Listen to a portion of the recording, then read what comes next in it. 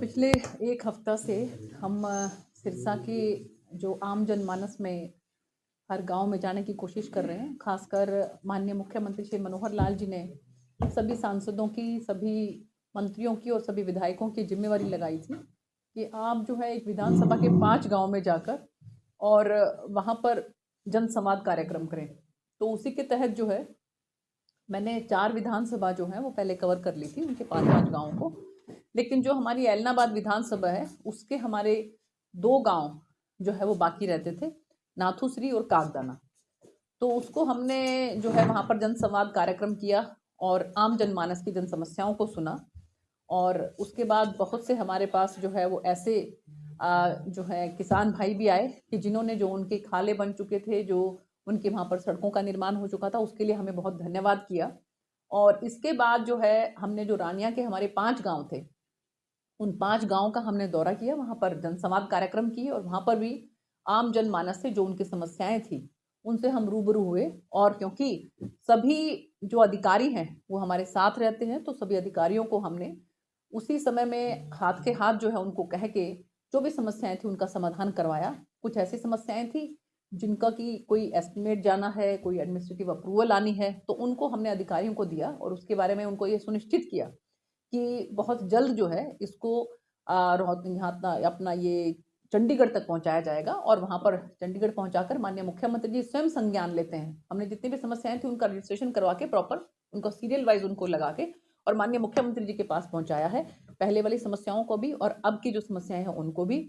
और माननीय मुख्यमंत्री जी ये विश्वास दिलाते हैं कि जो समस्याएं जो हैं जिनका निदान जो है वो चंडीगढ़ में हो सकता है, तो वो हम यहाँ पर अधिकारियों को कह के करवाने की पूरी पूरी कोशिश करेंगे। इसके साथ साथ आप लोगों को मालूम ही होगा कि आज से जो है पूरे हरियाणा के अंदर विकसित भारत संकल्प यात्रा, इसके तहत जो है एक रथ यात्रा निकल रही है। और उस रथ में सभी हमारे जितने भी अधिकारी हैं, खासकर आपने देखा होगा कि आज जो बड़ा गुड़ा से हमने इसकी शुरुआत की, सभी एडमिनिस्ट्रेशन के माननीय जो डीसी साहब हैं और भी जितने भी अधिकारी हैं वो सब इसके अंदर उपस्थित थे। और यहाँ पर जगह जगह पर आपने देखा होगा कि जो है वो कार्यक्रम जो था उसके अंदर हमने स्टॉल लगाई हुई थी। उन स्टॉल के अंदर चाहे हम जो पीपीपी जो है उसकी बात करें, चाहे हम परिवार पहचान पत्र जो मैंने आपको बताया, चाहे आयुष्मान कार्ड की बात करें, चाहे बीपीएल कार्ड की बात करें, और इसके साथ साथ चाहे हम वृद्धावस्था पेंशन है, किसी का कोई बैंक का कोई लोन की कोई समस्या है, इवन जो निरोगी हरियाणा के माध्यम से यहाँ पर जो मेडिकल चेकअप हैं उसकी भी हम बात करें, तो ये सब उस कैंप में जो है लगाए गए थे। आज बड़ा गुड़ा में उसकी शुरुआत हुई, जिसके अंदर हमारे मंत्री जी भी उपस्थित थे। और इसके बाद जो है सुरतिया गांव में हुआ और वहां पर भी ये रथ यात्रा गई। और आप ये देखिए कि जिन आम जनमानस को इन जो हमारी जितनी भी स्कीम है उनका जिनको लाभ मिल रहा है उसके बारे में भी उसमें जानकारी दी गई। और जिनको नहीं मिला लाभ उनको हमने आह्वान किया और उनको हमने आग्रह किया कि वो इन स्टॉल के माध्यम से जो है उसमें अपनी समस्या जो है वहां पर उसका समाधान कर सकते हैं। तो मुझे लगता है कि शायद ये आज से पहले कभी किसी सरकार में नहीं हुआ होगा कि जो हमारा एक आम जनमानस है उसको दफ्तरों के चक्कर काट काट के जो है उनके जूते घिस जाते थे। लेकिन अब जो है वो सभी अधिकारी उनके गांव में जा रहे हैं और आप ये देखिए जनप्रतिनिधि उनके गांव में जा रहे हैं, जगह जगह पर स्टॉल लग रही हैं कि आपकी जो भी समस्या है आप उस समस्या का मौके पर ही समाधान कर सकते हैं। तो मैं इस बात के लिए माननीय प्रधानमंत्री श्री नरेंद्र मोदी जी को तहे दिल से धन्यवाद करती हूँ कि ये मोदी जी की गारंटी है कि आपको जो भी योजना है उसका लाभ आपको सुनिश्चित किया जाएगा, उसका लाभ आपको मिलेगा ही मिलेगा। 100% लोगों को सरकार की योजनाओं का लाभ मिले, उसी के तहत ये रथ यात्राएं निकाली जा रही हैं। और माननीय मुख्यमंत्री जी का मैं तहे दिल से धन्यवाद करती हूँ कि बहुत सी ऐसी योजनाएं हैं कि जो केंद्र सरकार में तो हैं लेकिन उसमें एक कदम और आगे बढ़ के माननीय मुख्यमंत्री जी को उनको यहाँ पर लागू किया है। जैसे कि अगर हम बीपीएल कार्ड की बात करें तो सेंटर की योजना है, उसके तहत 1,20,000 उसकी लिमिट है। माननीय मुख्यमंत्री जी ने उसको और बढ़ाकर 1,80,000 रुपया कर दिया। और एक और जो नई योजना जो है माननीय मुख्यमंत्री जी लेकर आए हैं उसके लिए तो मुझे लगता है कि जितनी उनकी तारीफ की जाए वो कम है कि उसमें उन्होंने ये कहा कि 1,80,000 तक की जिनकी आय है उनको अपनी बेटियों को कॉलेज में भेजने के लिए फीस नहीं देनी पड़ेगी, फीस उनकी सरकार देगी। 1,80,000 तक की आय वाले जो घर हैं उनकी बेटियां कॉलेज में अब फ्री पढ़ेंगी। और इसके साथ-साथ उन्होंने कहा कि 1,80,000 से लेकर 3 लाख तक की जिनकी आय है, उनकी बेटियाँ जो हैं कॉलेज में जो पढ़ेंगी तो उनकी आधी फीस लगेगी। मुझे लगता है कि शायद ये अपने आप में पूरे हिंदुस्तान के अंदर एक एक अलग ही तरह का एक्सपेरिमेंट है और मुझे पूरी उम्मीद है कि लोगों को ये पसंद आएगा। और जो एक मुहिम माननीय प्रधानमंत्री श्री नरेंद्र मोदी जी ने पानीपत की धरा से, हरियाणा की धरा से शुरू की थी, बेटी बचाओ, बेटी पढ़ाओ। तो उसका भी मुझे लगता है कि एक बहुत सार्थक ये जो है एक हमारी इसकी पहल है। तो मैं इस बात के लिए भी माननीय मुख्यमंत्री जी को बहुत धन्यवाद करना चाहती हूँ। और आम जनमानस के अंदर आप ये देखिए कि सर्दियों का मौसम है, लेकिन फिर भी इतनी भारी संख्या के अंदर, चाहे हम जनसंवाद कार्यक्रम की बात करें, चाहे हम ये जो हमारी विकसित भारत संकल्प यात्रा है, इसकी हम बात करें, भारी संख्या के अंदर ग्रामवासी जो हैं, इसके अंदर उपस्थित हो रहे हैं।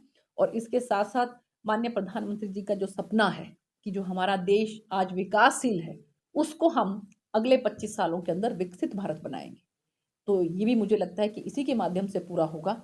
और आने वाले 2047 को जब 100 साल हमारी आज़ादी के पूरे हो जाएँगे, तो हमारा देश जो है वो विकसित देश बनेगा, विकसित भारत बनेगा।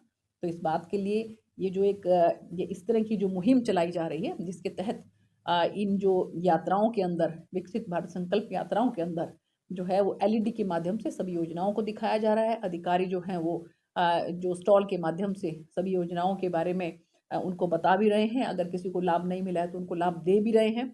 इन सब बातों के लिए माननीय प्रधानमंत्री जी का मैं तहे दिल से धन्यवाद करती हूँ और माननीय मुख्यमंत्री श्री मनोहर लाल जी का भी बहुत-बहुत धन्यवाद करती हूँ। मैम, आपने कहा कि कार्ड बनाए जाएंगे जिनकी इनकम कम है।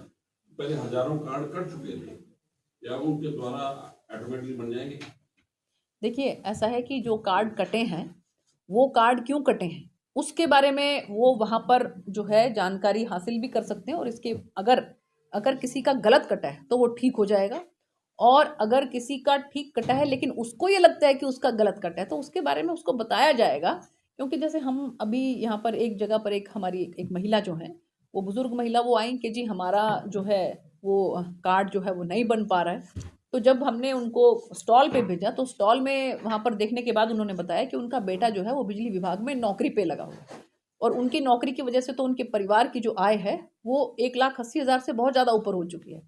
तो इसलिए बहुत बार क्या होता है कि ये जानकारी नहीं होती है, तो अगर उनको ये जानकारी दी जाती है तो उनको भी तसल्ली हो जाती है कि इसी वजह से जो है उनका अगर कोई कार्ड नहीं बन पा रहा है या राशन का उनका कोई अगर उसमें नहीं उनको योजना का लाभ मिल पा रहा है, तो उसके पीछे का कारण क्या है। जी।